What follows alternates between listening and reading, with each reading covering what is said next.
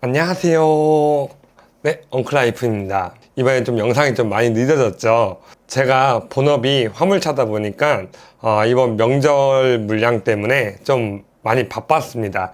그래서 좀 본업에 일단은 좀 충실을 해야 될 것 같아서 영상이 좀 늦어졌습니다. 그 점 먼저 사과의 말씀드리고요.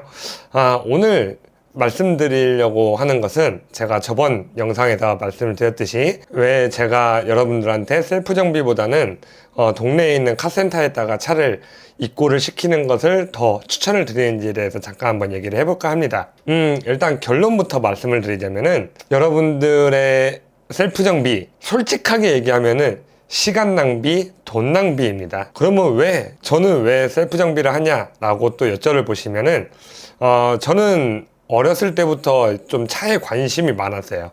차보다는 기계에 좀 더 관심이 많았다라고 하면 그 말이 더 맞는 건데, 근데 제가 이제 집에 좀 상황이 좋지가 않았었어서, 그래서 제가 하고 싶어 하는 그것보다는 이제 돈을 좀 벌어야 되는 상황이 있었어요. 정비 그쪽으로 가지를 못하고 운전으로 먼저 시작을 했습니다. 그러다가 30 중반 때쯤 이제 정비를 시작을 했는데, 그 나이에 세금을 제외하면 80 몇만 원이었거든요. 그걸로 이제 생활을 하기는 좀 어려웠었어서 이제 먹고 사는 문제로 인해서 다시 화물차로 좀 돌아간 케이스입니다. 정비는 지금도 솔직히 하고 싶거든요. 근데 그럴 수가 없어서 제 차만이라도 내 손으로 정비를 하자라는 그런 이유 때문에 제가 셀프 정비를 하고 있는 거지, 셀프 정비가 뭐 여러모로 좋다? 그런 이유는 솔직히 아닙니다. 그리고 여러분들이 혹여나 오해를 하실까 봐서 말씀을 드리지만, 제가 여러분들한테 셀프 정비를 하지 말라라고 얘기를 하는 것도 아닙니다. 여러분들한테 그냥 어떤 걸 추천을 하냐라고 물어보면은 셀프 정비보다는 정비소에 입고를 하는 것을 추천을 드린다라는 것 뿐입니다. 제가 이 얘기를 하는 게 카센터들 먹고 살게 해줘라 그런 내용이 아닙니다. 제 주변에 아직 정비를 하고 계신 분들이 여럿 계세요. 저도 어떻게 정비를 했었던 사람이니까. 그래서 그분들한테 이 영상을 올리기 전에 여쭤를 봤어요. 이런 영상을 올려도 괜찮겠냐라고 여쭤를 보니까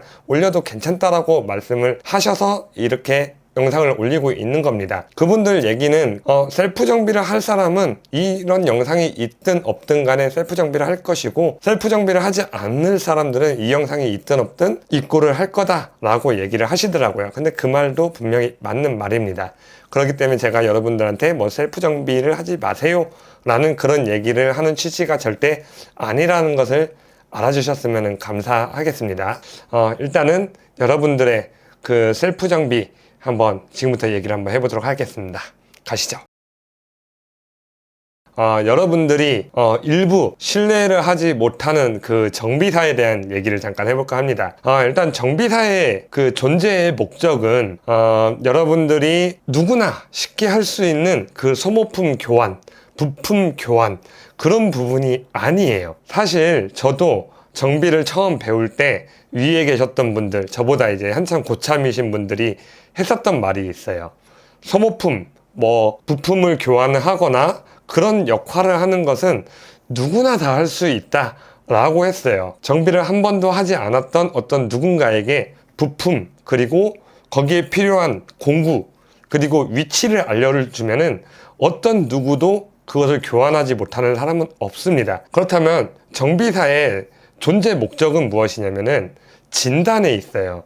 그러니까 어떤 소모품이 됐던 어떤 부품이 됐던 그런 것을 교환을 할 때 그것만 교환을 하는 것이 아닌 그 외에 엔진이라면은 냉각수라든지 오일 같은 게 누유가 없는지 교환을 해야 될 시점이 가까워져 있는 부품들을 먼저 확인을 하고 고객에게 알려를 준다라든지 그런 역할들, 또 이 이상을 더 사용을 하면은 차에 큰 문제가 생긴다라는 그런 어떠한 뭔가에 대한 진단을 할 수 있는 능력을 가지고 있는 건 정비사들밖에 없습니다. 그 정비사들의 이제 존재 목적은 그런 이유에 있어요. 근데 일부 매스컴을 통해 가지고 좀 잘못된 그런 이제 정비사분들도 분명히 계시죠. 저도 솔직히 당했었습니다. 안 당했던 게 아니에요. 근데 그런 분들은 정말 극히 일부에 속해져 있어요. 그래서 여러분들이 너무 그 동네에 있는 카센터들을 너무 불신을 하는 것은 제 개인적으로는 그렇게 추천드리지는 않습니다. 그래서 여러분들이 셀프 정비를 하는 것보다 카센터로 입고를 하는 것을 추천드리는 이유 중에 첫 번째가 될 수가 있을 거예요. 두 번째는 이제 여러분들의 돈이에요. 여러분들의 시간도 사실 돈입니다. 그리고 여러분들이 부품을 구매를 하는 것은 어떻게 됐든 정비소에서 부품을 구입을 하는 것과 여러분들이 인터넷을 통해서 부품을 구입을 하는 건 가격 차이가 많이 나지는 않아요. 근데 여기에서 여러분들이 가격 차이가 난다라고 생각하는 것은 이제 공임에 대한 내용을 여러분들이 좀 생각을 하실 거예요. 그 공임 안에 들어가져 있는 것은 그 정비사들에 대한 기술료, 그리고 여러분들의 시간을 아낄 수 있는 거기에 대한 그 공임이 같이 포함이 되어져 있는 거예요. 그래서 사실상 그렇게 비싼 공임은 아닌 건 사실입니다. 여러분들이 셀프 정비를 하려면은 필요한 공구들이 굉장히 많이 있어요. 기본적으로 수공구가 될 수도 있고, 어떤 전동 공구가 될 수도 있고, 에어 임팩이라든지, 아니면은 잡기가 될 수도 있을 것이고, 안전자키, 그런 다양한 공구들이 필요를 할 거예요. 그런 공구들을 여러분들이 사실 그렇게 많이 사용을 할 수 있는 공구들이 아니에요. 여러분들이 정말 셀프 정비를 평생 할 게 아니라면은, 정말 매달 할 게 아니라면은 그 비용이 들어갈 필요가 없는 공구들이 너무나도 많이 있습니다. 여러분들의 그런 필요 없는 그런 돈 낭비, 그런 부분에 대해서도 여러분들이 셀프 정비를 하는 것보다 카센터에 입고를 시키는 게 더 여러분들한테 이로운 부분이 될 수가 있을 거라고 저는 생각을 해요. 세 번째는 여러분들의 시간이 될 거예요. 저는 사실 정비를 했었던 사람입니다. 지금은 정비를 하지를 않고 있지만 저는 정비를 했었다 보니까는 부품들의 위치가 어디에 있는지 어느 정도는 알고는 있어요. 그리고 어떻게 교환을 해야 되는지에 대해서도 어느 정도 알고는 있습니다. 그래서 이 뒤에 있는 것은 실질적으로 BMW 320D에 대한 정비 매뉴얼입니다. 그래서 저는 이것을 참고를 해서 정비를 진행을 해요. 그렇기 때문에 저는 영상을 촬영을 하지는 않는다라면은 전 영상에서처럼 텐셔너, 겉벨트, 댐퍼폴리 그런 것을 교환을 한다라고 한다면은 30분이 걸리지를 않게 교환을 할 수가 있습니다. 정비를 하지 않으셨던 분들 같은 경우에는 그것만 교환을 한다라고 하더라도 찾아봐야 될 것도 많고, 제 영상을 참고로 하신다고 하더라도 영상을 보고 또 정비를 하고 영상을 보고 정비를 하고 해야 되다 보니까 30분 이상의 소요 시간이 분명히 필요합니다. 그렇기 때문에 여러분들이 그 시간 안에 더 생산적인 일을 할 수가 있을 거예요. 예를 들어서 낮잠을 잔다라든지, 책을 읽는다든지, 공부를 한다든지, 아니면은 친구들과 술 한잔을 할 수가 있다라든지, 그런 다양한 일을 할 수가 있는 시간들인데, 그 시간을 여러분들의 셀프 정비로 인해서 그 시간을 허비를 하는 상황이 나올 수도 있습니다. 그 외에도 정말 많은 것들이 있을 수도 있겠죠. 그런 부분에 대해서 여러분들의 시간에 대한 좀 아까운 그런 부분이 또 세 번째 이유가 될 수도 있을 거라고 저는 생각을 해요.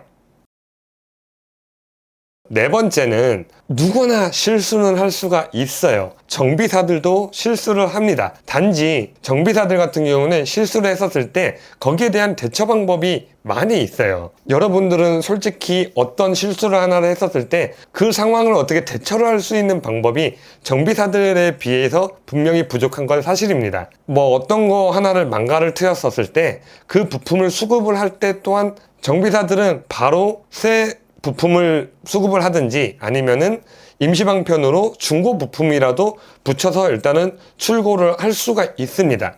하지만은 여러분들은 그런 부품을 수급을 할 수 있는 능력이 어쩔 수 없이 떨어질 수밖에 없어요. 저 또한 분명히 마찬가지입니다. 제가 지금 정비를 하고 있지 않다 보니까 저도 정비를 하다가 실수를 하게 되면은 그 부품을 수급을 하는데 분명히 문제가 생깁니다. 그래서 이런 부분들 또한 여러분들이 셀프 정비보다는 카센터에다가 입고를 하는 것을 조금 더 추천을 드립니다.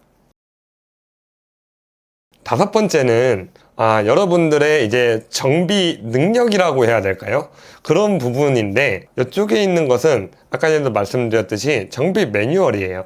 이곳에는 어떻게 정비를 해라 라는 것과 실질적인 토크 값이 들어가져 있습니다. 근데 여러분들은 이것을 100% 신뢰를 하고서 정비를 하실 수밖에 없을 거예요. 이것을 100% 신뢰를 해서 정비를 할 수 있는 부분이 있고 그렇지 않은 부분이 있습니다. 정비 매뉴얼에 있는 정비 방식은 이것을 참고를 하라는 것이지 얘가 100% 맞다라는 것은 아니에요. 여러분들이 어떤 볼트를 하나를 조인다고 가정을 했었을 때 여기에 있는 토크 값을 이용해서 잠글 수도 있습니다. 그래서 그것을 잠갔을 때 아무런 문제가 없을 수도 있지만은 이 토크 값을 이용해서 잠갔었을 때 또 문제가 될 수도 있는 부분이 있습니다. 그렇기 때문에 그 능력 같은 경우에는 정비사들밖에 가지고 있을 수가 없어요. 여러분들이 정비소를 선택하는 기준 중에 하나가 이 정비소가 정확한 토크 값을 넣는 그런 정비소인지 아닌지 그것을 기준으로 해서 정비소를 찾으시면 안 되는 부분들이 많이 있습니다. 왜냐면은 정비소에 들어가는 차들은 정말 다양한 차들이 많이 들어가요.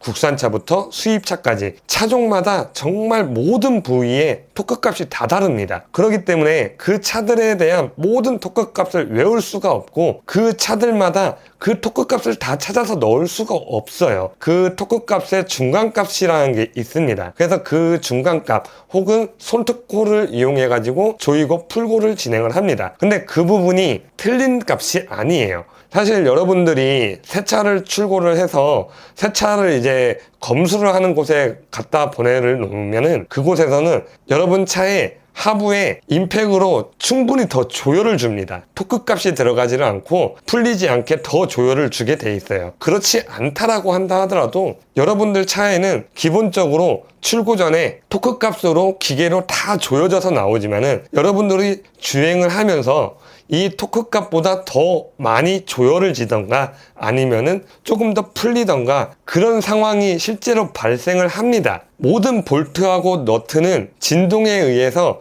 조금 더 풀림과 조임을 만들어지게 돼 있습니다. 그렇기 때문에 여기에 있는 토크 값은 사실상 크게 의미가 있지는 않아요. 맞는 토크 값이 아니다 라는 건 아닙니다. 여러분들이 알고 있는 그 토크 값은 그 볼트가 만들어질 때 그 모든 볼트들을 하나하나 다 테스트를 하는 것이 아니고 몇 가지만 테스트를 해서 그 토크 값에 이 정도 조여주면은 이 볼트나 너트가 부러지지 않고 안전하게 조여진다 라는 그 값을 가지고 있는 겁니다. 여러분들이 사용이 되고 있는 그 볼트와 너트는 모든 철이 다 똑같은 장력을 가지고 있지는 않아요. 어떤 것은 더 강한 장력을 가지고 있고 어떤 것은 약한 강력을 가지고 있습니다. 그렇기 때문에 여기에 있는 토크 값은 여러분들이 참고를 할 수가 있는 토크 값이지 절대적인 값은 아니라는 거예요. 여러분들이 알고 있는 그 조임과 풀림과는 조금 다른 부분이 많이 있습니다. 그런 식으로 여기에 나와 있는 이 토크 값이라는 것이 절대적인 값이 될 수는 없는 거예요. 그래서 여러분들이 셀프 정비를 하는 데 있어서 나는 셀프 정비를 해야 되기 때문에 나 이런 토크 렌치가 있어야 돼. 이런 토크 렌치가 있어야 돼. 그것은 사실상 그렇게 여러분들한테 중요치가 않은 부분입니다. 저는 그렇게 생각을 합니다. 그래서 이렇게 5가지의 여러분들이 셀프 정비보다는 카센터에 여러분들이 입고를 시키는 걸 조금 더 추천을 드리는 이유가 그런 이유들이 될 것 같아요. 그렇다면은 셀프 정비의 단점만 있을까요? 아니에요. 저도 장점이 있다라고 분명히 생각을 합니다. 그 장점은 어떤 것이 있냐면은 첫째로는 여러분들의 차에 조금 더 관심을 많이 가질 수가 있다는 장점이 분명히 존재를 합니다. 내 차가 어떤 식으로 이루어져 있는지, 또 어디에 무엇이 붙어져 있는지, 그리고 또 남자들이라면 또 기계를 만지는 거에 대한 또 어느 정도 로망이 있죠. 그래서 그런 부분에 대한 또 재미, 분명히 차를 만지는 거에 대한 또 재미도 분명히 존재를 합니다. 그런 부분에 대한 분명한 장점은 존재를 합니다.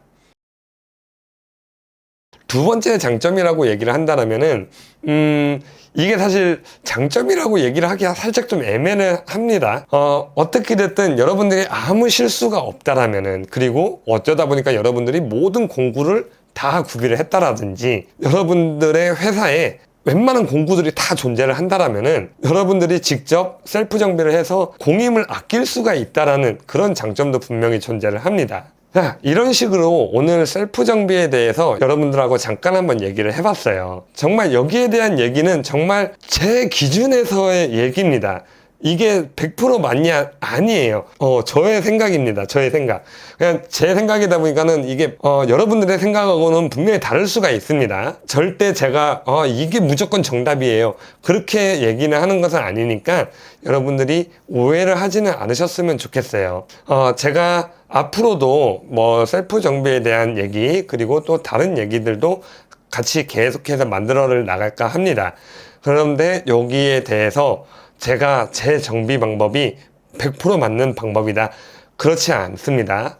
여러분들은 제 영상을 그냥 참고만 하시면 되는 거예요. 다른 분들의 영상도 많이 보시고 여러분들이 필요하다면 공부도 분명히 필요할 거예요. 자동차 정비는 솔직히 얘기해서 모든 차들이 위치가 조금씩 다를 뿐이지 거의 대부분이 비슷합니다. 단지 이제 어떤 값을 넣어주는 거, 타이밍 같은 부분이 되겠죠. 그런 부분들은 분명히 차들마다 다 다릅니다. 그 부분에 대해서 여러분들이 손을 댄다라고 한다면 공부를 좀 많이 하셔야 돼요. 특수 공부도 분명히 필요합니다. 그렇기 때문에 여러분들이 거기까지는 가지는 않았으면 좋겠어요. 그래서 여러분들이 할 수 있는 것은 정말 경정비에서 멈출 수가 있으면 정말 좋겠습니다. 그리고 여러분들이 가급적이면은 이것은 안 했으면 좋겠다라는 정비가 하나가 있어요. 저도 유튜브 이렇게 여러 가지를 보면서 보는데 그 쇼겁쇼바에 대한 이제 정비 내용을 좀 한 번씩 올리시는 분들이 계시는데 그게 여러분들 진짜 위험한 겁니다. 실제로 예전에 저도 이제 정비를 하면서 이제 사고 사례를 이렇게 들었던 게 있었는데 뭐 사람들이 흔히들 얘기하는 턱 날라갔어. 쇼겁쇼바 사고는 이 턱 날라갔다라는 게 그냥 뭐 이게 턱이 삐뚤어졌다, 뭐 턱이 이게 찢어졌다 그런 내용이 아니에요.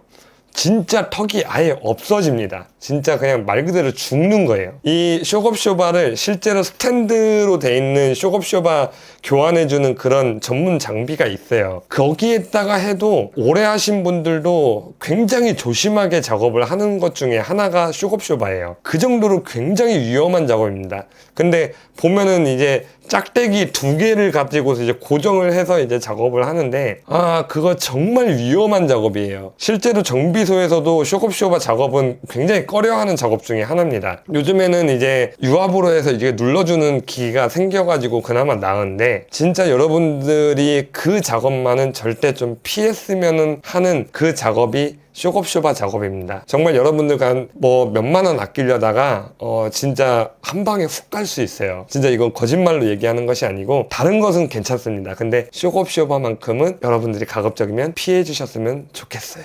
오늘 얘기는 여기까지 하고요. 또 다음에 여러분들께 더 유익하고 좋은 내용을 가지고서 다시 찾아뵙도록 하겠습니다. 감사합니다. 안녕.